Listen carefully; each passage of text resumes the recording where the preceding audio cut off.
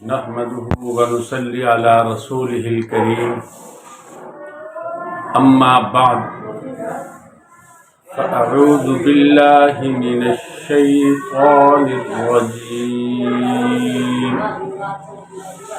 بسم الله الرحمن الرحيم يا أيها الذين آمنوا لا تأكلوا الربا أضعافا مضاعفة واتقوا الله لعلكم تفلحون واتقوا النار التي أعدت للكافرين وأطيعوا الله والرسول لعلكم ترحمون صدق اللہ العظیم۔ اللہ رب العزت نے ان آیت مبارکہ کے اندر سود کی حرمت کے ساتھ مزید اس کی قباحت کو بیان فرمایا ہے۔ سود کی حرمت تیسرے پارے کے اندر بھی بڑی تفصیل کے ساتھ قرآن کریم کی تقریباً 6 آیت مبارکہ کے اندر اللہ رب العزت نے بیان فرمائی تھی۔ اب مزید حرمت کے ساتھ اس کی قباحت بھی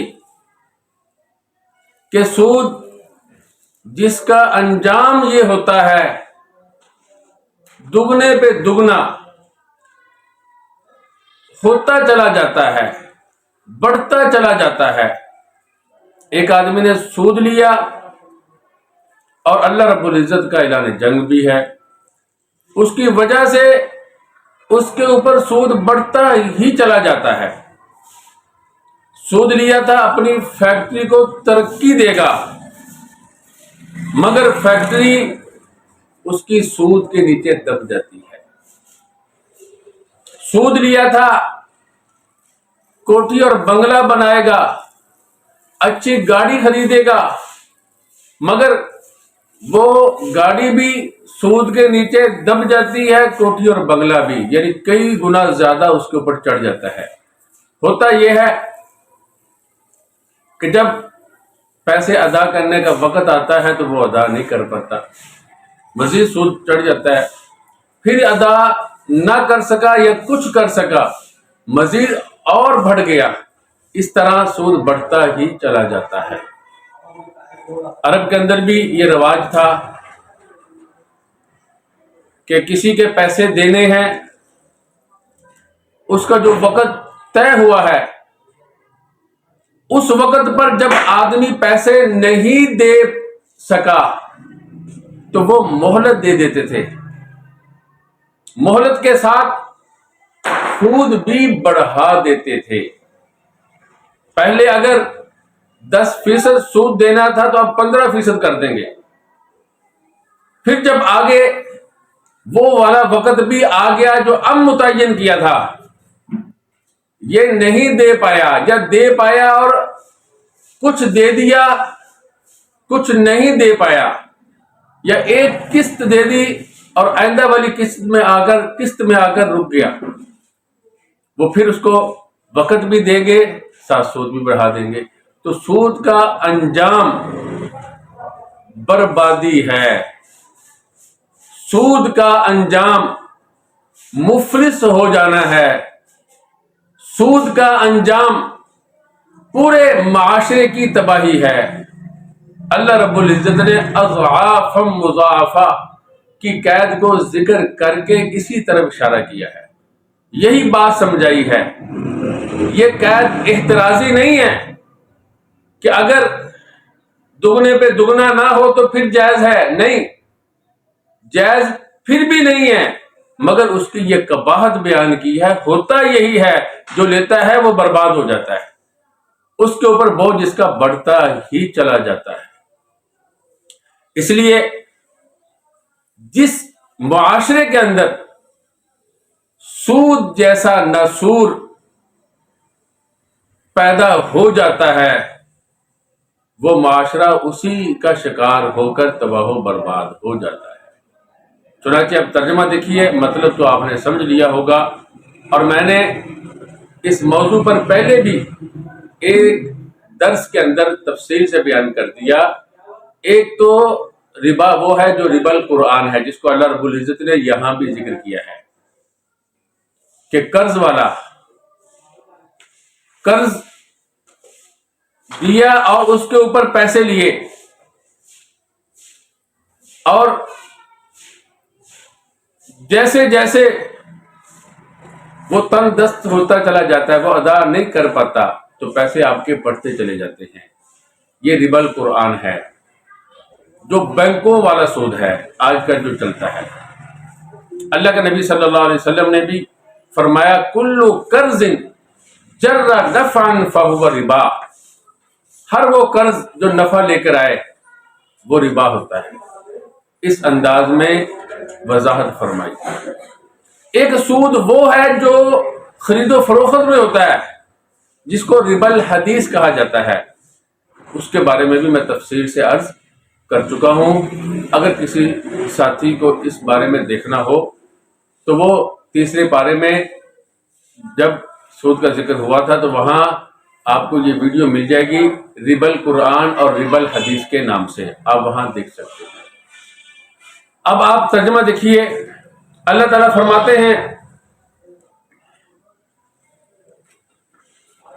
یا ایھا الذین آمنوا، اے وہ لوگ جو ایمان لے کر آئیں، لا تأکلوا الربا، سود نہ کھاؤ۔ کھانا اس لیے ذکر کیا ہے کہ بڑا فائدہ جو ہے اس سے لوگ یہی اٹھاتے ہیں کہ اس کو کھاتے ہیں۔ ممانعت کسی بھی طرح اس کو استعمال کرنے کی بھی ہے اور اس کو لینے کی بھی ہے۔ لا تأکلوا الربا فرمایا، مراد ساری شکلیں جو ہیں اس کی رائج ہے، سب مراد ہیں۔ اے ایمان والو، سود نہ کھاؤ، ربا اضعافا مضاعفہ، دگنے پر دگنا۔ یہ قید احترازی نہیں ہے، یہ اس کی قباحت کو بیان کرنے کے لیے ہے۔ واتقوا اللہ، اللہ سے ڈرو، اس کو چھوڑ دو، لعلکم تفلحون، تاکہ تم کامیاب ہو جاؤ۔ تو کامیابی اللہ رب العزت کے احکامات کو ماننے پر ہے۔ اللہ کی رضا تب ہی ملے گی، خوشحالی تب ہی ملے گی، جنت تب ہی ملے گی جب اللہ رب العزت کے احکامات کو مانو گے۔ بالخصوص ابھی جس کا ذکر کیا جا رہا ہے، جس کو ماننا تمہیں مشکل محسوس ہو رہا ہے، اگر سارے احکامات مان لیے، اس کو چھوڑ دیا، پھر بھی کامیابی نہیں ملے گی، تو تمام اللہ رب العزت کے احکامات کو ماننا ضروری ہے۔ واتقوا النار التي اعدت للكافرين، ڈرو تم اس آگ سے جو کافروں کے لیے تیار کی گئی ہے۔ اس سے معلوم ہوا کہ سود کا انجام کفر ہوتا ہے، کفر کی طرف لے جاتا ہے، اس لیے تو اللہ نے فرمایا کافروں کے لیے جو آگ تیار کی گئی ہے اس سے ڈرو۔ یعنی کہیں ایسا نہ ہو کہ تمہیں یہ کفر کی طرف لے جائے اور تمہیں بھی اس آگ میں جانا پڑے جو کافروں کے لیے تیار کی گئی ہے۔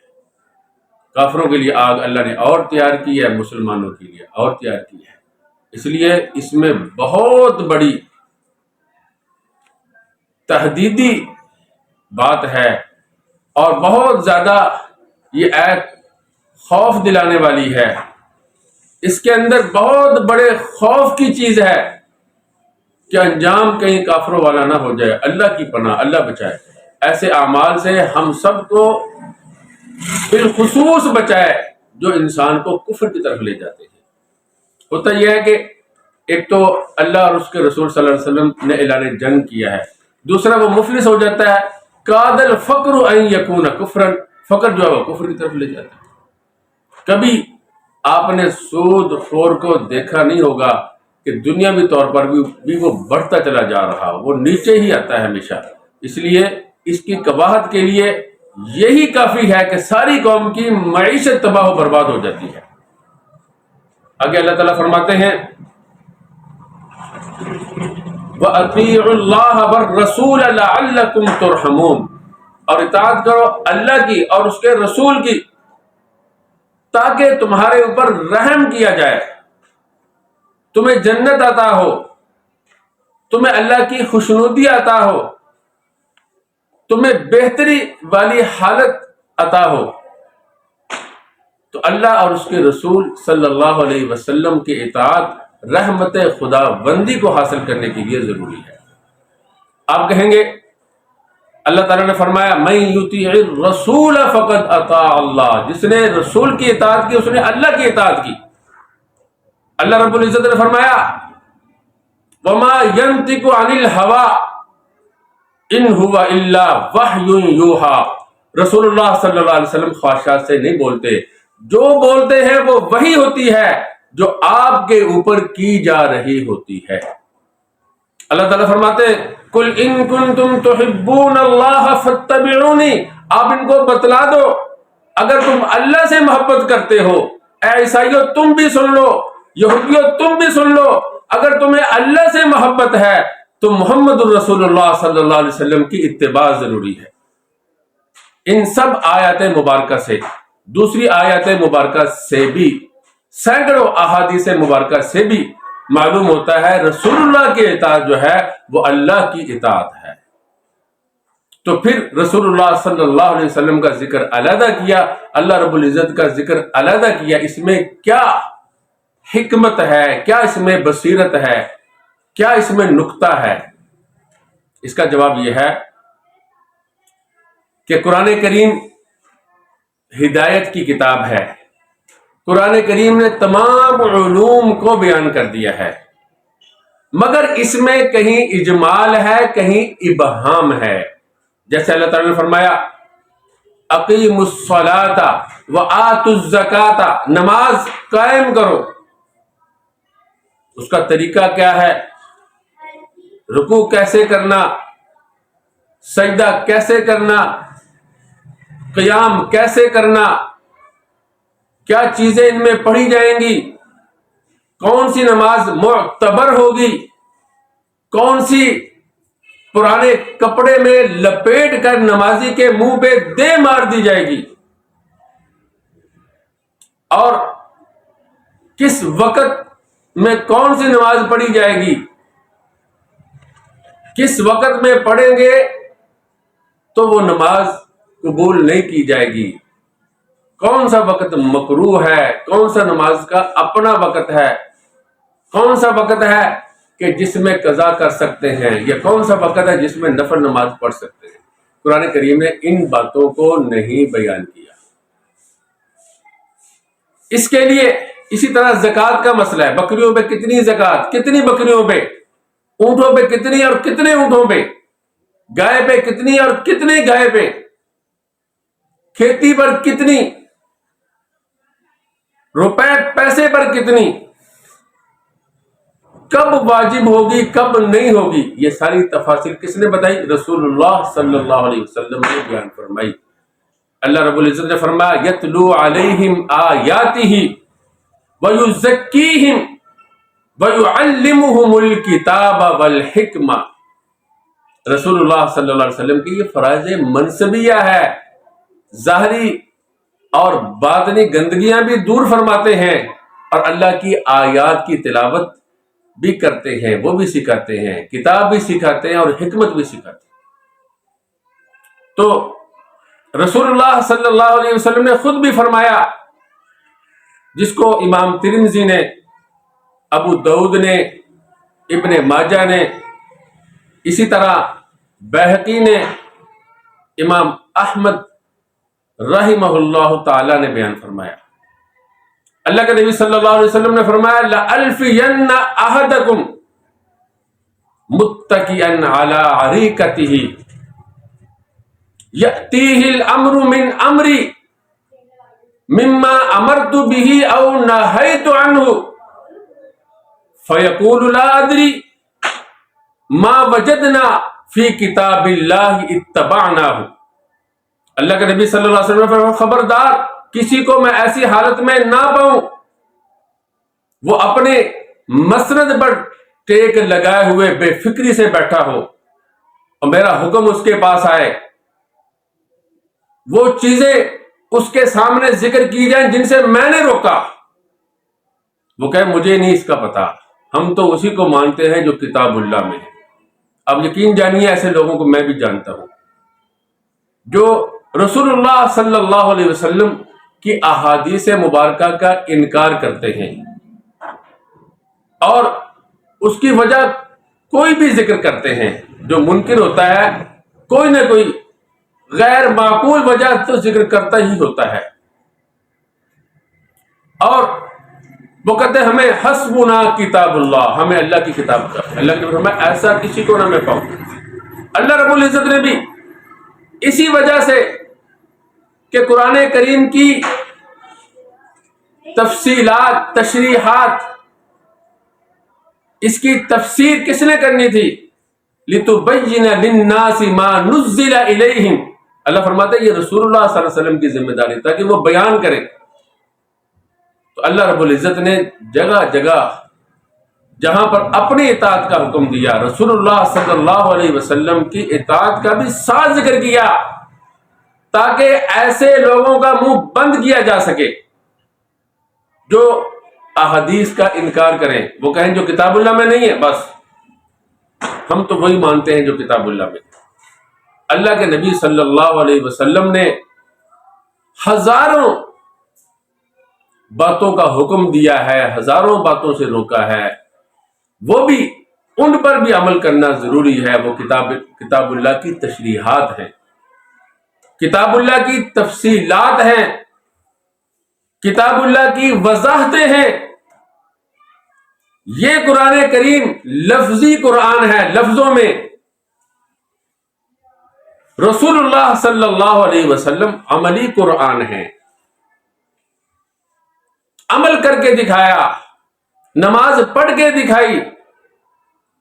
یہ نہیں فرمایا کہ ایسے نماز پڑھو جیسے قرآن کریم میں ہے، فرمایا صلو کما رأیتمونی اصلی، ایسے نماز پڑھو جیسے مجھے دیکھتے ہو میں تمہیں نماز پڑھ کے دکھاتا۔ رسول اللہ صلی اللہ علیہ وسلم کو اللہ رب العزت نے بھیجا ہی اس لیے ہے، وَيُعَلِّمُهُمُ الْكِتَابَ، کتاب سکھائیں، ساتھ سینے کی گندگیاں بھی لوگوں کی نکالیں، تاکہ کتاب اللہ پاکیزہ کتاب ہے، سینہ جب تک پاکیزہ نہیں ہوگا، حسد اس سے نہیں نکلے گا، بغض نہیں نکلے گا، نفاق نہیں نکلے گا، کفر نہیں نکلے گا، شرک نہیں نکلے گا، بدعت نہیں نکلے گی، اسلاف کے بارے میں بد کلامی اور ان کے ذہنوں میں ان کے بارے میں جو خباثتیں بری ہوئی ہیں وہ نہیں نکلیں گی، تکبر نہیں نکلے گا، کلام اللہ ان سینوں میں نہیں آئے گا۔ یہ رسول اللہ صلی اللہ علیہ وسلم کے فرائض منصبیہ میں سے ہے کہ سینوں کو بھی پاک کرے، وَيُزَكِّيهِمْ، اور کلام اللہ کی آیات بھی پڑھ کر سنائیں۔ جیسے رسول اللہ صلی اللہ علیہ وسلم قرآن کریم پڑھیں گے اور صحابہ کرام نے سیکھا، آگے سکھایا، اللہ کے ہاں اسی طرح معتبر ہے۔ اگر کوئی اور طریقے سے پڑھتا ہے اللہ رب العزت کے ہاں وہ معتبر نہیں ہے۔ تو رسول اللہ صلی اللہ علیہ وسلم نے سارا دین سکھایا، اور میں کہا کرتا ہوں کہ ہر بڑے سے بڑا آدمی جو بھی آیا اس نے یہ نہیں کہا کہ میں نے اپنا فن مکمل کر دیا، سائنسدان نے یہ نہیں کہا کہ سائنس ختم ہوگی بس یہاں، اس سے آگے نہیں ہے، انجینئر نے یہ نہیں کہا کہ میں نے اپنی انجینئرنگ ختم کر دی ہے، آگے نہیں ہے، پروفیسر نے یہ نہیں کہا، کوئی بھی بڑا آدمی ہے اس نے یہ نہیں کہا، واحد رسول اللہ صلی اللہ علیہ وسلم ہے جنہوں نے فرمایا میرے بعد اب نہ کوئی نبی آئے گا، نہ کوئی کتاب آئے گی، نہ میری امت کے بعد کوئی امت آئے گی، میں نے جتنی بھی چیزیں تمہارے لیے ہدایت کے لیے ضروری تھی، جتنی بھی چیزیں تمہیں جہنم سے بچانے کے لیے ضروری تھی، ہر چیز کو میں نے آج مکمل کر دیا۔ قرآن کریم کی آیت نازل ہوئی، اللہ نے فرمایا میرے حبیب اعلان کر دو الیوم اکملت لکم دینکم واتممت علیکم نعمتی ورضیت لکم الاسلام دینا، آج دین مکمل ہو چکا ہے۔ اس کے بعد اگر کوئی آدمی اپنے اپنی طرف سے جو بات کہتا ہے وہ دین کی بات نہیں ہے، جتنی مرضی وہ اس کو پاکیزہ صورت میں بیان کرے. اس لیے تو کہتے ہیں بدعتی لعنتی ہوتا ہے، اس لیے کہ وہ اپنی طرف سے ایجادات کرتا ہے. تو رسول اللہ صلی اللہ علیہ وسلم کی بتلائی ہوئی باتوں کو ماننا بھی ضروری ہے، جن کو احادیث کہا جاتا ہے. اور میں بات لمبی ہو رہی ہے، مختصراً عرض کرتا ہوں. وحی کی دو قسمیں ہیں. ایک وحی مطلوب ہے جو قرآن کریم کی شکل میں موجود ہے، اور انشاءاللہ تا صبح قیامت اسی طرح محفوظ رہے گی جس طرح رسول اللہ صلی اللہ علیہ وسلم کے زمانے میں محفوظ تھی. نہ اس کی زیر آگے پیچھے ہوگی، نہ اس کی زبر آگے پیچھے ہوگی، تلفظ بھی اسی طرح محفوظ رہے گا. دوسری وحی ہے وحی غیر مطلوب، جو رسول اللہ صلی اللہ علیہ وسلم کے قلب اطہر پہ نازل ہوتی تھی. الفاظ رسول اللہ صلی اللہ علیہ وسلم کے ہوتے تھے.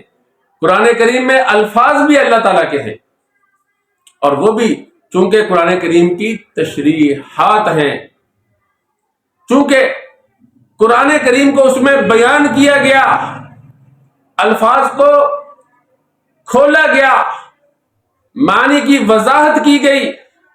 قرآن کریم میں جن چیزوں کا مطالبہ کیا گیا رسول اللہ صلی اللہ علیہ وسلم نے ان کو عملاً کر کے دکھلایا. جن چیزوں سے روکا گیا رسول اللہ صلی اللہ علیہ وسلم نے صحابہ کرام کو وہ چیزیں سمجھائی. تو قرآن کریم کے احادیث معانی ہے، تو جس طرح قرآن کریم کے اللہ رب العزت نے الفاظ کی حفاظت کی ذمہ داری لی ہے، اسی طرح اس کے معانی جو نبی اکرم صلی اللہ علیہ وسلم کی احادیث مبارکہ کی صورت میں ہیں، ان کی بھی حفاظت ضروری ہے، اس لیے کہ وہ بھی قرآن کریم ہے، قرآن کریم کا حصہ ہے. قرآن کریم الفاظ اور معانی کا مجموعہ ہے، تو وہ بھی قیامت کی صبح تک محفوظ رہیں گے.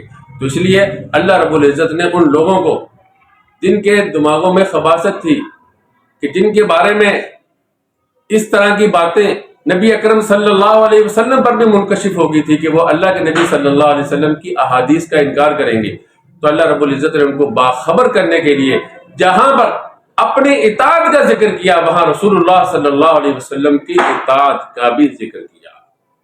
تو خلاصہ یہ ہوا کہ چونکہ ایسے لوگ پیدا ہونے تھے جنہوں نے رسول اللہ صلی اللہ علیہ وسلم کی احادیث کا انکار کرنا تھا، اللہ رب العزت نے اس کے سد باب کے لیے رسول اللہ صلی اللہ علیہ وسلم کی اطاعت کا بھی ساتھ ذکر کیا. اگرچہ رسول اللہ صلی اللہ علیہ وسلم کی اطاعت بھی اللہ ہی کی اطاعت ہے، مگر ان لوگوں کو بتانے کے لیے اس کو علیحدہ ذکر کیا. تو آج کے لیے اتنا ہی کافی ہے. دعا کیجئے اللہ رب العزت ہمیں دین کو صحیح معنی میں سمجھنے کی توفیق عطا فرمائے. وآخر دعوانا ان الحمد للہ رب العالمین.